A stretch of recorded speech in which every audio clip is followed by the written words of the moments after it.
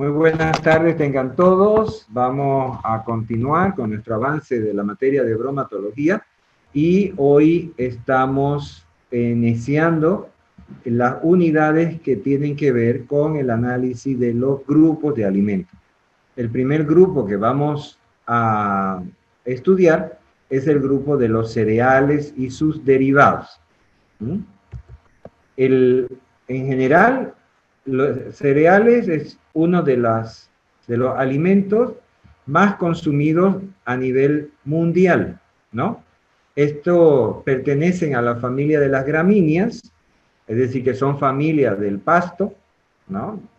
Y entre los más comunes, los que más consumimos, están el arroz, la avena, la cebada, el trigo, el centeno. En algunos países de la África utilizan el sorgo. Aquí se usa como alimento para animales, ¿no? Como ven, aquí también aparecen unos, aquí abajo, el mijo, el trigo camut, la espelta, que no tenemos nosotros, ¿no? Esto no aparece aquí. Está más en África. Su nombre procede de la diosa romana Ceres, cereales, Ceres, y como dije al principio, en la mayor cantidad de países pobres vienen a ser el 70 al 90% de las calorías de consumo diario. Tienen unas ciertas ventajas que le dan la característica para que sean más utilizados con relación a los demás alimentos. Una de que son fáciles de conservar, es decir, cosechamos, secamos y si hacemos un buen almacenamiento, nos van a durar por bastante tiempo. Otra facilidad es que crecen en varios climas y terrenos, entonces casi todos los países cultivan algún tipo de cereal en mayor o menor cantidad. Nosotros en Bolivia tenemos la parte del oriente, un buen cultivo de arroz, están incluyendo cada vez más hectáreas de producción de trigo, pero no es un trigo tan bueno.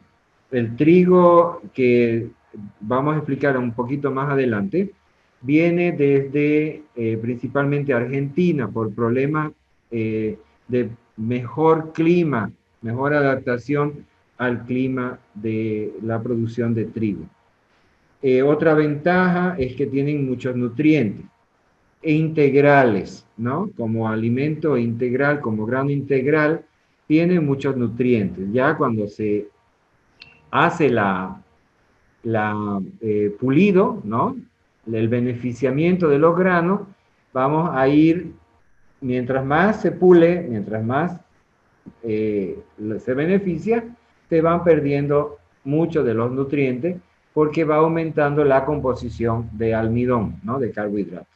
Son fáciles de industrializar, vamos a encontrar muchos productos a base de los cereales y tienen un sabor y aroma suave. Por lo tanto, excelente vehículo para acompañar otros tipos de alimentos también. Una ventaja de parte nutricional es que son de fácil digestión y son fácil a adquirir rápidamente los nutrientes, ¿no? Y por último, y no menos importante, es el que son baratos, ¿no? Por eso es, que dijimos en la anterior, es la fuente fundamental en la mayoría de los países pobres, ¿no? Es fácil, casi todo el mundo puede conseguir o el cereal o algún subproducto del cereal como pan, fideos, ¿no? Que son baratos. El primer cereal que vamos a tratar es el trigo y es el de mayor consumo mundial. Este pertenece al género Triticum y tenemos dos variedades que son las más importantes. La primera, la que se llama el Triticum vulgaris, o también llamado trigo blando o harinoso, y ese se usa en la fabricación del pan, ¿no? el trigo blando. Y después tenemos el trigo durum o trigo duro para la fabricación de las pastas. También hay una diferencia en cuestión de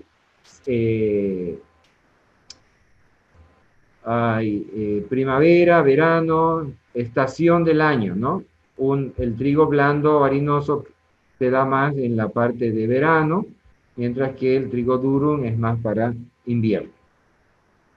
Aquí solamente podemos producir el trigo blando. Esa es la estructura del grano, en general, no solamente del trigo, ¿de acuerdo? Pero la figura representa un grano de trigo, el cual contiene lo que se llama pericarpio, que sería la parte externa, ¿no? del grano. Está el germen o el embrión, donde tenemos toda la información para el próximo, la próxima planta que tendría que nacer de este grano, y el endospermo o la parte interna, donde está la mayor concentración de los almidones. A medida que nosotros vamos beneficiando, lo que vamos retirando es las capas del pericarpio. Son varias capas, ¿no? Que se van retirando. Tenemos la capa externa, la primera, que es una capa celulósica, que es de protección al grano, ¿no? Y esa es la chala, esa es la que se retira de primera, ¿no? Si nosotros les retiramos solo la chala, vamos a tener lo que se llama el grano integral. El grano integral es un grano oscuro por el pericarpio, las capas más internas que están ahí, y donde vamos a encontrar la mayor concentración de vitaminas y de minerales. En el germen vamos a encontrar la mayor concentración de grasa, ¿no? Aquí está entonces la grasa, están las proteínas, y en las capas del pericarpio las vitaminas y los minerales. Y en el endospermo, perdón, está el almidón. Aquí hay una tablita que me muestra la composición y el aspecto nutritivo de los cereales. Entonces, hablando del trigo, el trigo contiene 13.2 de agua. Esto ya sería los cereales en almacenamiento, ¿de acuerdo? Por encima de esta concentración de agua, los cereales tienden a descomponerse. Entonces, esta es la concentración adecuada o menor todavía para ser almacenado. Entonces, fíjense que casi es homogéneo. El maíz es el que está un poquito más por debajo, 12.5, la cebada y el mijo, y después arroz, avena, trigo, lo puedo considerar como homogéneo. Con relación a la proteína, los cereales no son la mejor fuente proteica, ¿ya? Porque en realidad ellos tienen una deficiencia de aminoácidos azufrado, es decir, lisina y metionina. Entonces, lisina. La proteína está por alrededor de 11 para el trigo y el centeno, que son medio familia, ¿no? Está la que tiene la mayor concentración, que es la avena, con 12.6, y el que tiene la menor concentración y el que más consumimos es el arroz, que apenas llega a 7.4. Después el maíz, 9.2. Con relación a los lípidos, fíjense que la avena también domina en relación al lípido, ¿ya? Y con almidón, fíjense la concentración, al tener el arroz, poca proteína y pocos lípidos, ¿qué es lo que más tiene? Almidón, 70.4. Y los cereales del trigo y el centeno y el maíz están entre el 50 a 60%. La avena, al tener una alta concentración de proteína, tiene menor concentración de almidón. La fibra bruta, bueno, para nosotros ya no es interesante este dato de fibra bruta, pero entre los que presentan la mejor composición de fibra soluble e insoluble está la avena, de nuevo. Entonces la avena para mí es un cereal estupendo, ¿ya? Estupendo. Aquí la fibra alimentaria tiene muy buena fibra soluble y por eso se utiliza mucho para mantener los niveles en los diabéticos de la glucosa y la distribución de las grasas también, ¿no? Volvemos al trigo. El trigo tiene alrededor de 60-69% de almidón y entre ese almidón 15 a 20% de amilosa y el resto es la amilopectina. Entonces, hay una variación entre lo que dijimos al principio del trigo duro y el trigo blando, ¿no? El trigo duro va a tener más amilopectina y menos amilosa, y el trigo blando al revés, ¿no? Eh, los tegumentos son ricos en celulosa y hemicelulosa, y la proteína, como dijimos, está con alrededor del 11%. Y vamos a tener dos grupos grandes de proteína, la prolamina y la glutelina. Entre la prolamina, la gliadina 3 y la glutenina 1. Esta proteína nosotros no la vemos, ¿no? En la harina del trigo, siempre y cuando la harina esté seca, ¿no? En el momento que nosotros hidratamos la harina, inmediatamente se empieza a formar la estructura de la proteína, que es la que nosotros conocemos como gluten.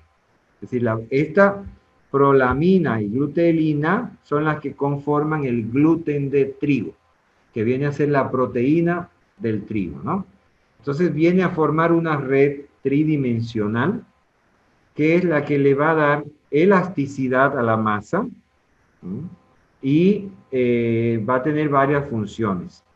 En el caso de, dice aquí, los aminoácidos se unen por su puente entre grupos SH, ¿no? Para formar lo que yo le decía que es la red. Y el valor panadero del trigo está dado por la cualidad de la gliadina y la glutenina, de lo que forma con agua, harina y amasado la proteína llamada gluten, ¿no? Entonces, como les decía, esta tiene, al formar como una red, en el momento en que yo empiezo la fermentación del pan, que la masa empieza a crecer, ustedes ven que el aire queda adentro de la masa, ¿no? Por eso mismo, porque forma esa red que no lo deja escapar y permite que la masa crezca y que el pan se haga voluminoso, naturalmente, sin la adición de ningún aditivo. Esta es la foto del gluten, como queda después de haber retirado todo el almidón, ¿no? Ayer le estaba hablando a los de bioquímica de los alimentos, la forma de extraer el almidón, y en este caso es al revés, ¿no? Ustedes, por ejemplo, si quieren obtener gluten en su casa, ¿qué es lo que van a hacer?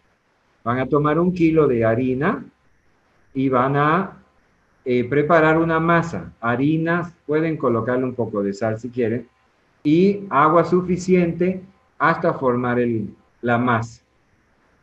La dejan reposar un par de minutos, 15 minutos, media hora, cerca de algún lugar que tenga la temperatura un poco más elevada, entre 35 grados más o menos.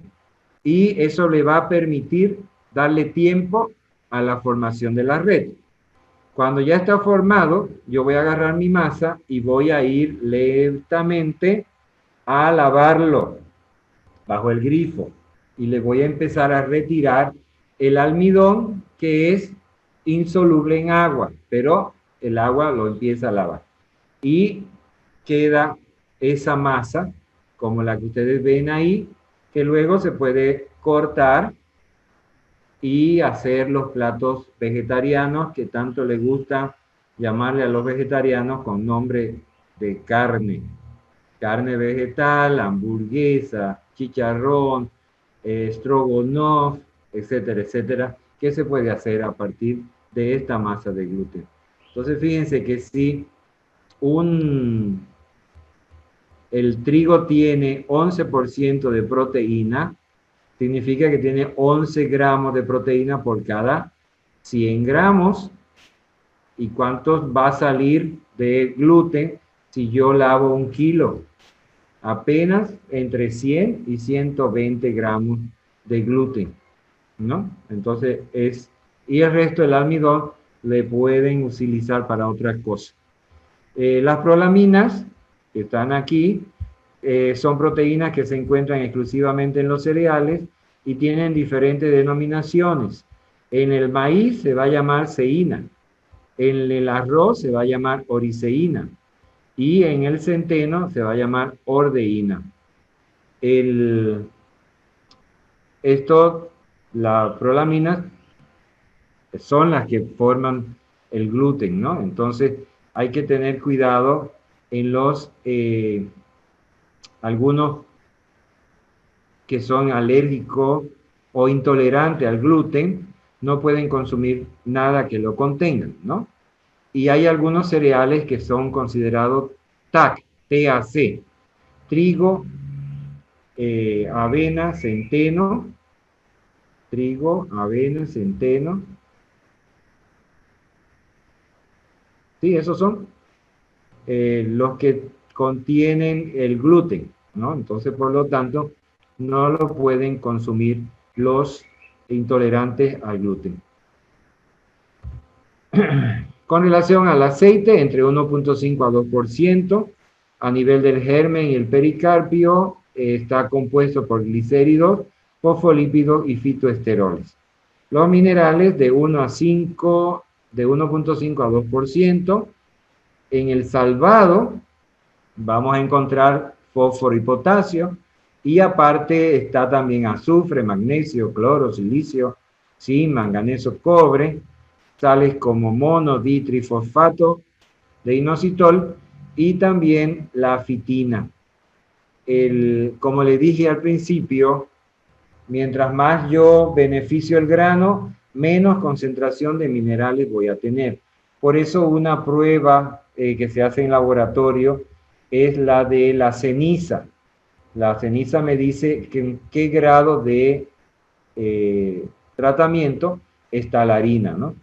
Y las vitaminas, que la vamos a encontrar solamente en el salvado y en el germen, que están los del complejo B, y algunas carotenos y tocoferoles que están también en el salvado y en el germen.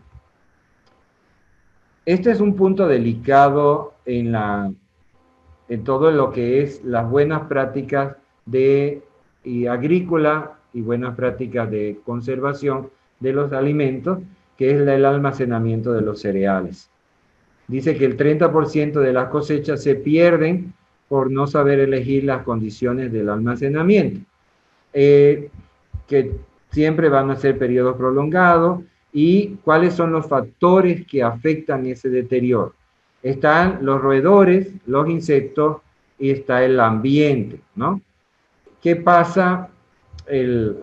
Los roedores y los insectos me van a traer carga microbiana que me puede perjudicar toda un almacén, ¿no? Por otro lado, si yo almaceno, como le dije, con una humedad relativamente elevada, yo voy a tener lo que se llamaría la germinación tardía, con proteólisis y alfa-amilosis. Es decir, comienza a haber una degradación por la incidencia de las propias enzimas que están presentes en los granos. Y está también la proliferación de hongos. Entonces, ahí también hay un peligro latente. El hecho de que si yo permito que haya proliferación de hongos y me doy cuenta tarde, ¿Qué me va a traer esa proliferación de hongos? La presencia de toxinas, las que se forman a partir de las micotoxinas, como es el caso de la... eh, se me fueron los nombres de la acrotoxina, de la aflatoxina, con relación a la presencia de los hongos. Es muy fácil agarrar entonces, después que un almacén se me pierde de hongo, lo hago secar y desaparecen los hongos, pero el resto de las toxinas que se formaron no la vamos a ver, pero sí van a estar ahí. Está en la acción de la lipasa y lipoxigenasa endógenas propias, y los granos almacenados tienen una vida propia. Ellos van a tener una respiración rápida, lo que produce y libera calor. Inclusive, aunque ustedes no lo crean, a veces en los silos, sin ninguna corriente eléctrica, puede empezar inclusive hasta fuego internamente, ¿no? Aumenta mucho la temperatura por cuestión de lo que hemos estado hablando ahorita, y termina perdiéndose el almacenamiento, ¿no? La harina de trigo, la definición que nos da la norma boliviana, dice que es el producto obtenido de molienda paulatina y programada del endospermo hasta un 70 a 80%. Y que se usa el Triticum vulgaris y el Durum. En algunos se pide que vengan identificados de cuál de las dos especies. En algunas plantas productoras lo usan uno o usan el otro, dependiendo del producto, o usan una mezcla, ¿ya? Para pan vamos a utilizar el Triticum vulgaris, que tiene una característica como el de granos rojizos, no muy alargados, y que proporciona un gluten que se puede extender tanto para hacer pan como para hacer pizza, ¿ya? Para la parte de las pastas, fideos, vamos a utilizar el Triticum durum, que es más longitudinal, es translúcido, ámbar claro, tiene un gluten que no es elástico y que no es apto para la panificación. Por otro lado, es necesario siempre separar el salvado y el germen por dos razones. La primera es para poder eliminar el ácido fítico, porque el ácido fítico viene a ser un antinutriente, y también las fibras celulósicas. El otro es la eliminación de los lípidos, porque se descomponen muy rápidamente por el problema que dijimos ahorita de las lipasas y la lipoxigenasa. Entonces, por eso la harina blanca siempre va a ser, cuando viene la harina integral, hay que utilizarla muy rápidamente. No sé si alguien de ustedes ha tenido experiencia, si en sus campos, sus propiedades, por allá cosechan trigo. Si lo muelen, no lo pueden almacenar por mucho tiempo. Tienen que consumirlo, porque si no le va a cambiar el olor, el sabor, y le estropea los productos, ¿no? Este es un esquema de una elaboración. Anteriormente se utilizaban los molinos de viento. Aquí he ido a lugares donde todavía se utilizan molinos de agua, movidos por corriente de agua, ¿no? En el cual todo esto en la antigüedad eran molinos de piedra, ¿no? Que se movían, y el grano iba pasando por el medio de las dos piedras y se iba triturando. Entonces, a medida que iban pasando de uno a otro, ¿no? En la actualidad se siguen utilizando en algunas industrias, pero ya es movido a energía eléctrica, ¿no? Y ya es más rápido, ya no hay que depender de agua o de viento para poder hacer la obtención de la harina. Tenemos el esquema, que entraría por la recesión, la limpieza, en la que se retiran las piedras, pasto, impurezas, se acondiciona, se adiciona agua, se controla la humedad del grano, se debe evitar la desnaturalización del gluten, se comienza la molienda y el cribado. El cribado es donde se va separando, ¿no? A medida que se retira el salvado y el germen y se va a empezar la reducción del endospermo. Se tamiza, se va pasando por diferentes tamices y las partículas grandes retornan a la molienda. En algunos casos se le hace adición de aditivos, se empaca y tenemos la harina de trigo.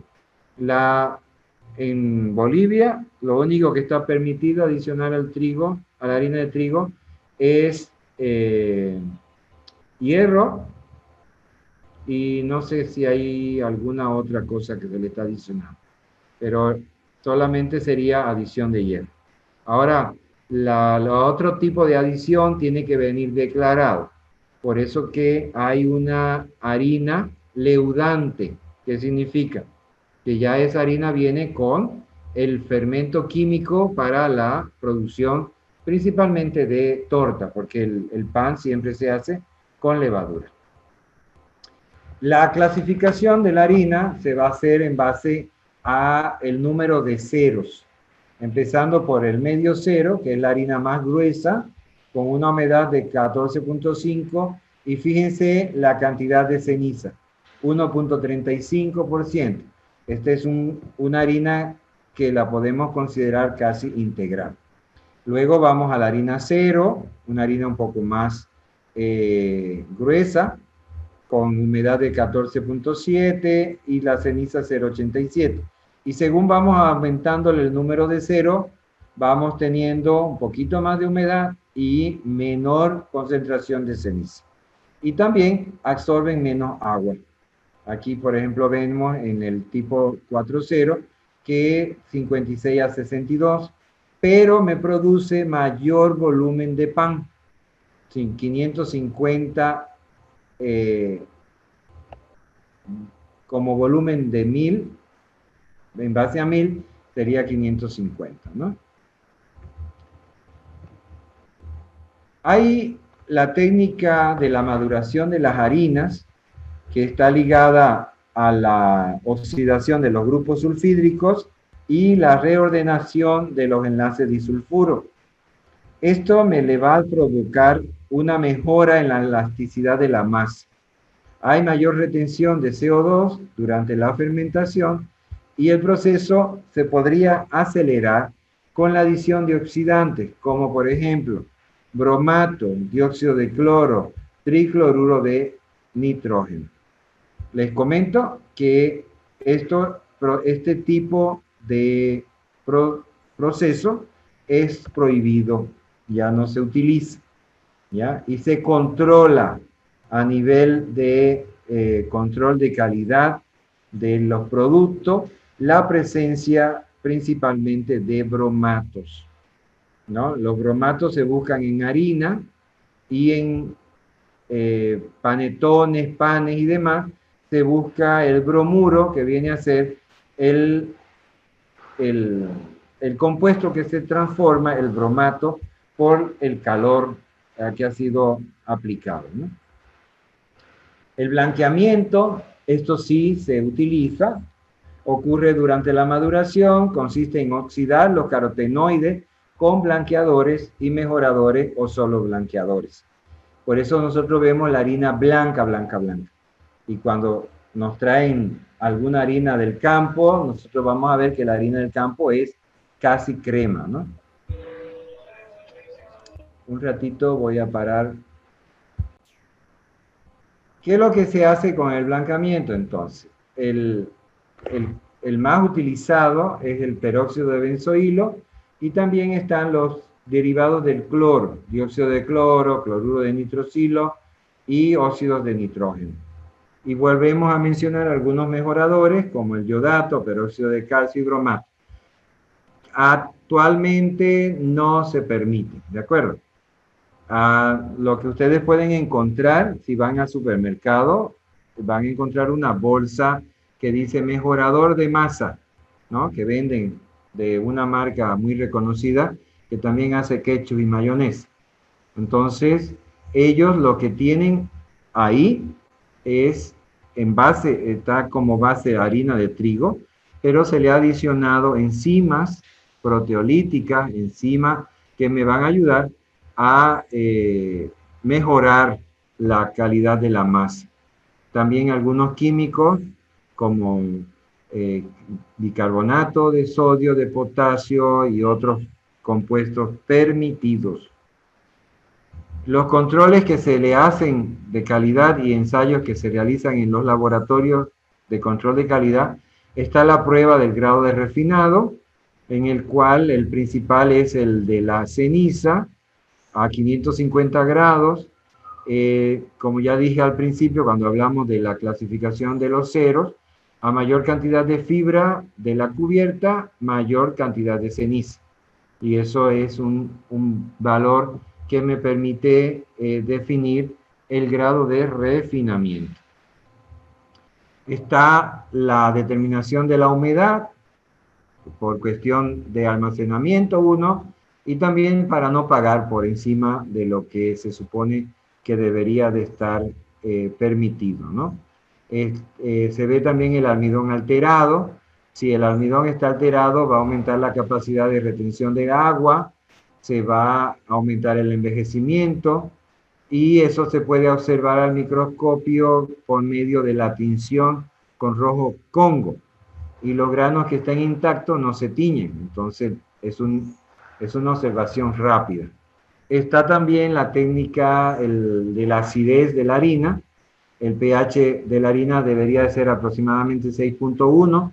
El valor por debajo, es decir, que esté más ácido, significa que puede haber la presencia de sustancias cloradas que todavía quedaron como residuo de blanqueamiento, o las cuales se detectan también en esta técnica. ¿Cómo se hace la determinación de acidez? La técnica normal es tomar el producto y diluirlo en agua y medir el pH con un pHímetro, ¿no? En este caso, se hace en la extracción alcohol, ¿no? La determinación del pH y la determinación de acidez, que son dos cosas diferentes por si acaso. Bien, pasemos entonces al primer producto, que es el más obtenido a partir de la harina de trigo, que es el pan. La definición que nos da la norma boliviana dice que es el producto obtenido de la cocción en hornos de la masa fermentada o no, hecho con harina y agua, con o sin levadura, con o sin sal, con o sin el agregado de otras sustancias permitidas.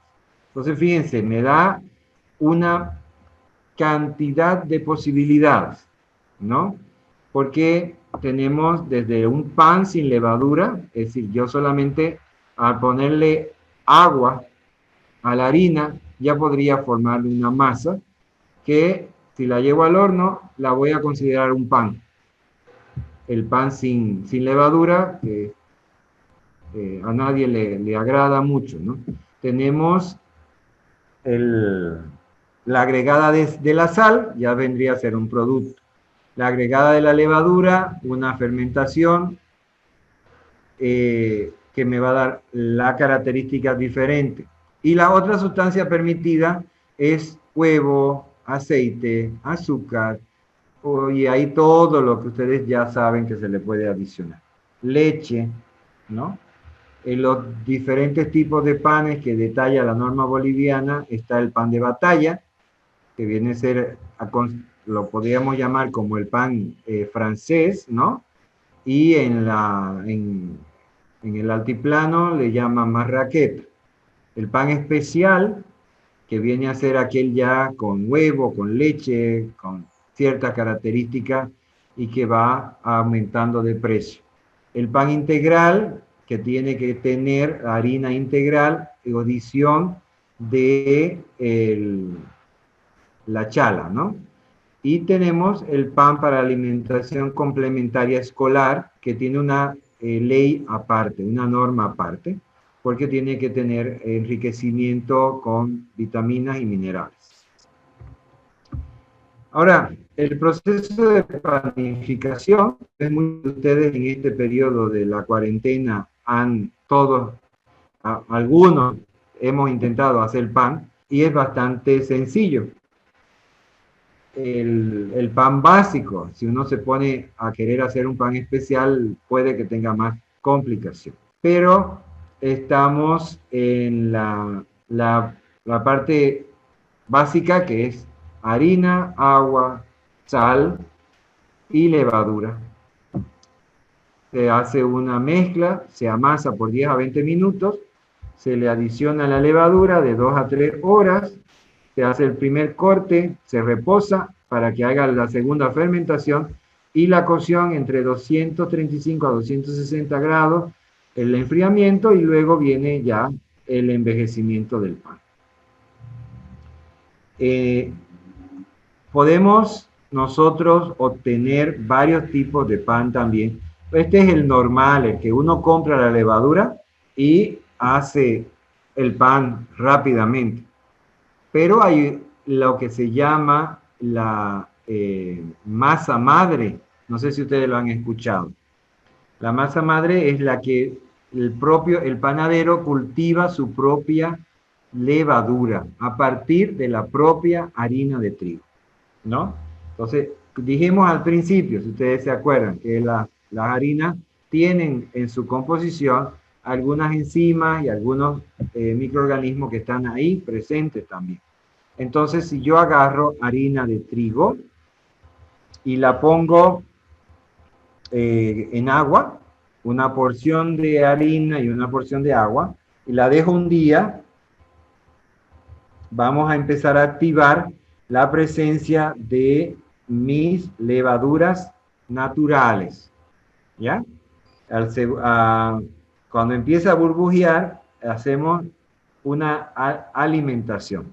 Retiramos la mitad de la masa y volvemos a colocar harina y agua. Y vamos haciendo ese proceso día por día hasta que tenemos una fermentación violenta de la masa. Y a partir de ahí comenzamos a poder utilizarla. Se utiliza y se enriquece la masa madre. La podemos dormir, la llevamos a un refrigerador y la vamos conservando en el refrigerador. Entonces, si ustedes van a alguna de las panaderías populares, van a encontrar pan de masa madre. Caro, es más caro que el normal por el cuidado que hay que tener con la masa madre, con la levadura. Para la elaboración del segundo producto más elaborado a partir del trigo, están los fideos o las pastas, dependiendo de cómo se le llama. Se designa a este tipo de producto los no fermentados, obtenido por empaste y amasado mecánico de sémola, semolines y harina de trigo. Todo esto es obtenido a partir del trigo. La sémola y los semolines es tamaño de partícula de la harina. Y la harina de trigo siempre va a ser más fina, ¿no? Se le adiciona agua potable con o sin colorantes autorizados, con o sin huevo y eventualmente con el agregado de otros alimentos. Aquí se está refiriendo a la adición de espinaca, a la adición de remolacha, para darle una coloración diferente a los fideos, verdes, rojos, ¿no? Y también podemos hacer mezcla en la adición de quinoa, y ahorita ya están apareciendo otro tipo de fideos que vienen a ser los fideos sin gluten, en el cual utilizan papa, camote, almidones, inclusive la quinoa, la cañagua, etc. El fideo le vamos a clasificar según el porcentaje de humedad. En el fideo seco, el máximo tiene que ser 14% de humedad. Es como los compramos en las bolsas, ¿no? Que vienen fideo seco. Ahora también está el fideo precocido. principalmente para la lasaña, ¿no? Que solamente podríamos ponerlo directamente al horno con el relleno ya ablanda, ¿no? Mientras que el resto de los fideos nosotros tenemos que rehidratarlo, ¿no? Con el agua y el calor. Aquí en la producción tenemos este flujograma de almacén de materia prima, se pesa y se selecciona la materia, tiene que haber una descalcificación de agua y producción de vapor para poder utilizarla en la mezcla con sémola, agua, colorante y conservante. Se amasa, se refina la pasta, se moldea, se seca, se empaca y tenemos el producto terminado que va directamente a la distribución. Los fideos frescos, los que venden congelados, estos tienen que tener un máximo de 35% de humedad. Se pueden añadir inclusive hasta 3 yemas de huevo por kilo de harina, lo que me va a dar aproximadamente un 0.06% de colesterol. Esta es una máquina hogareña, ¿no? Para hacer fideos y que lo podríamos considerar como fideos frescos. Tenemos también dentro de los grupos más importantes de los cereales para el desayuno. Inclusive tenemos norma boliviana para este producto, la 31-20-57, que nos dice que son productos a base de cereales, ya sean extruidos, expandidos o insuflados, laminados y listos para el consumo. Esto que estamos mencionando aquí son las técnicas, ¿no? El extruido se amasa agua y harina con los ingredientes que se le adicione, colorantes, saborizantes, azúcar, o podría ser salado cuando se hacen los quesitos, ¿no? Entonces estos van a una máquina, que es un tornillo sin fin, caliente, que al ir incrustando va metiendo masa y va aplicando presión. Al aplicar la presión, en el momento en que llega a la salida, se va a encontrar entre una presión muy elevada a la presión atmosférica y por lo tanto sale el producto y se le conoce como extruido, expandido o insuflado, ¿no? Porque sale y se aumenta de tamaño. Los laminados es el cereal el cual forma las hojuelas de maíz o hojuelas de trigo, que muchas veces son integrales y otras veces son preformadas, ¿no? Tenemos aquí los laminados, como ustedes ven, los cereales de los cornflakes o flocos de maíz, los extruidos, los anillitos estos, los insuflados, que estaríamos hablando como arroz inflado, la pasancaya, ¿cómo es que le llaman? Pasoca, eso que el maíz ese grandote que venden en la calle. Está la mezcla de cereales para formar barras. Hay cereales con relleno, como estas almohaditas, con cobertura, ya sea chocolate o algún otro producto, y los fortificados. Esta es la clasificación que tenemos en la norma boliviana. Aquí aparecen los requisitos que tienen que tener, no la voy a leer. Y sus requisitos específicos que se tienen que controlar: la humedad, aquí aparece las harinas y laminados 11.5, cereales 6, insuflados 6.5, la mezcla hasta 12. Entre la ceniza, 3 a 3.5 como valor máximo. Y los requisitos microbiológicos que aparecen en la norma, fíjense, es uno de los productos que se le hace casi todos los análisis que tienen que ver con higiene y calidad. ¿Y qué significa este N y esta C? Y M minúscula y M mayúscula. Voy a aprovechar antes de su examen de microbiología del laboratorio, porque tal vez esto le dije que se lo iba a comentar más adelante y todavía no lo había hecho. Entonces, fíjense, la norma es muy estricta. y me dice que yo puedo tener presencia de aerobios mesófilos, puedo tener presencia de coliformes totales, en coliformes fecales, E. coli, estafilococo aureus, moho y levadura, pero de la salmonela es ausencia. Bueno, cuando me ponen estos valores menor a 3, están hablando de número más probable, ¿no? Para coliformes totales, fecales y E. coli. ¿Y qué quiere decir eso? Quiere decir ausencia en el M minúscula. En el M mayúscula podíamos llegar hasta 20. Pero resulta lo siguiente. 5 es el número de muestra que representa a un lote. ¿Ya? Es decir, que si ustedes, por ejemplo, se va a importar desde fuera, van a traer arroz, que están entrando ahorita arroz del Brasil, por ejemplo, o cereal de desayuno. Entonces, el importador, en este caso el SENASAT que lo controla, le va a hacer una toma de muestra y le va a tomar por cada lote que ellos declaren, le van a tomar 5 muestras. Quiere decir que esas 5 muestras entran al laboratorio, se le hace 5 veces estos análisis y puede que 2 de esas 5 muestras me den resultado entre el valor M y el valor M minúscula y el valor M mayúscula.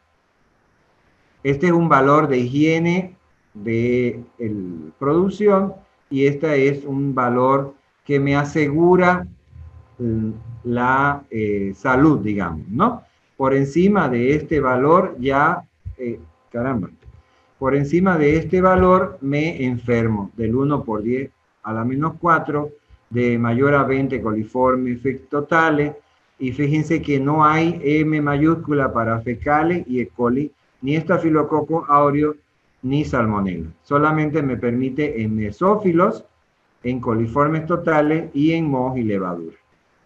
Ahora, ¿qué pasa? Por ejemplo, la mayoría de los productores en Bolivia, cuando llegan al laboratorio para hacer análisis, te traen una muestra. Entonces nosotros como laboratorio no podemos aplicar la tabla. Tenemos que dar valores con relación a M minúscula. Y si el valor está por encima de la M minúscula, el producto ya no se puede comercializar. Entonces es una desventaja para muchos de los que mandan a hacer análisis, ¿no? Porque les sale contaminado. En cuestiones de requisitos toxicológicos, podemos ver que se le analizan las aflatoxinas. Las aflatoxinas totales, las que tienen el grupo B1, B2, E1 y E2, agrupan a las 4 y no puede ser mayor a 20 ppb. Ahora, si se pide con mayor exactitud, la B1 es todavía más, la más peligrosa de todas, no puede ser máximo 5 ppb.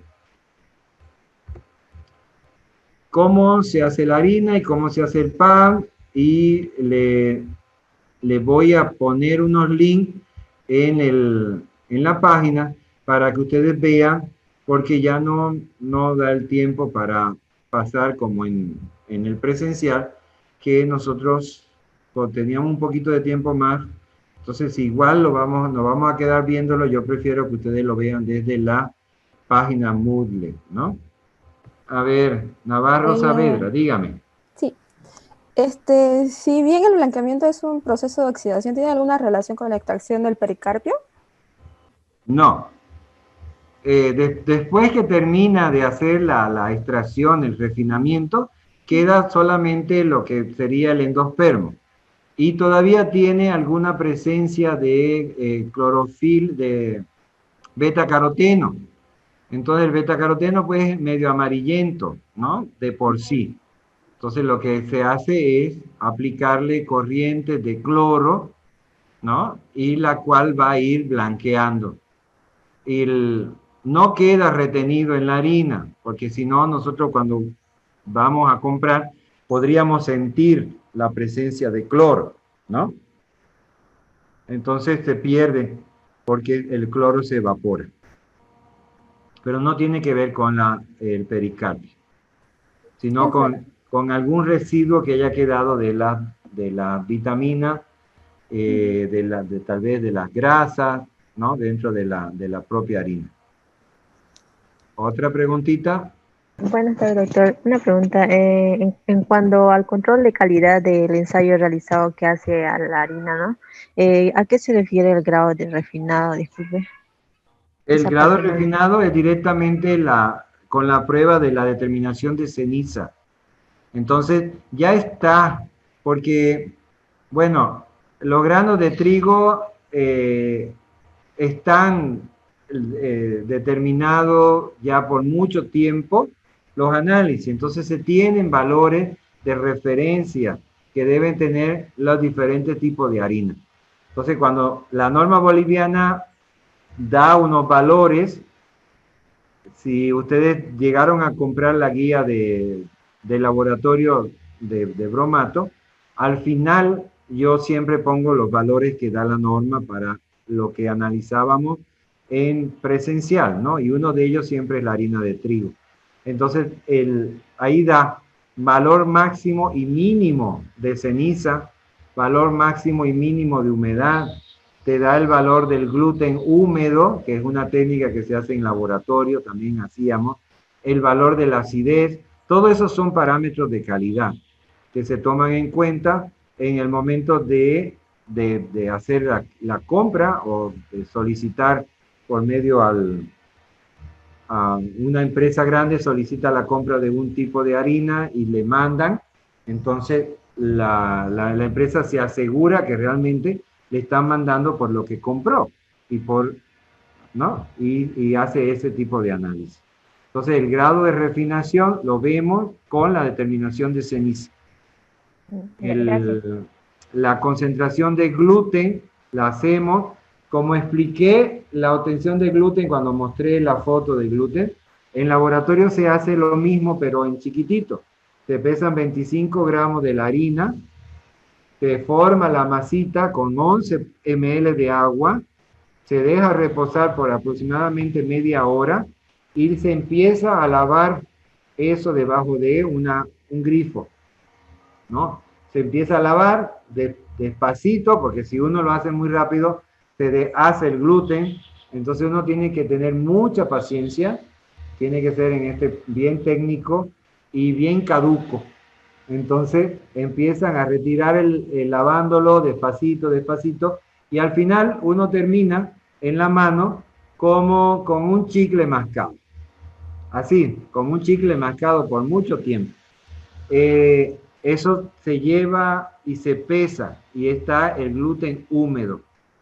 Y el otro sería el gluten seco, que se lleva a la estufa y se seca por 1 hora y se saca, se enfría y se obtiene el gluten seco. ¿Mm? Está la acidez, que también es un parámetro que me puede indicar si si hay un proceso de degradación en curso, ¿no? Por lo que ya explicamos anteriormente del aumento de la acidez debido a la ruptura de compuestos que están ahí. Bien la pregunta. ¿Algo más? Gracias, doctor. Doctor, buenas tardes. Una pregunta. ¿Cómo podemos diferenciar los tipos de harina, digamos? Por ejemplo, hay algunas harinas que vienen, o sea, supuestamente con las mismas composiciones, pero al momento de cocinarla o hacer pan no salen de la misma manera. ¿Eso influye en la manera como lo hace uno o es la harina? Bueno, lo primero es que si la compramos a granel, ahí tendríamos un problema, porque tendríamos que fijarse bien, todas las harinas en su envase primario tiene que indicar qué tipo de harina es. Y la clasificación de la harina, la que vimos, 4-0, 3-0, 2-0, 1-0. La mayoría de la que nosotros vamos a encontrar en el mercado tiene que ser 3-0, porque la de 4-0 es más para repostería y esa viene en su paquete, es más cara, ¿no? Entonces, primero, si es a granel que usted va a comprar, fíjense en el envase original. ¿Qué le están vendiendo? Y hay diferencia, porque le he dicho, a veces uno compra la misma marca y ya está acostumbrado a hacer el mismo pan, a veces no le sale, ¿no? Igual.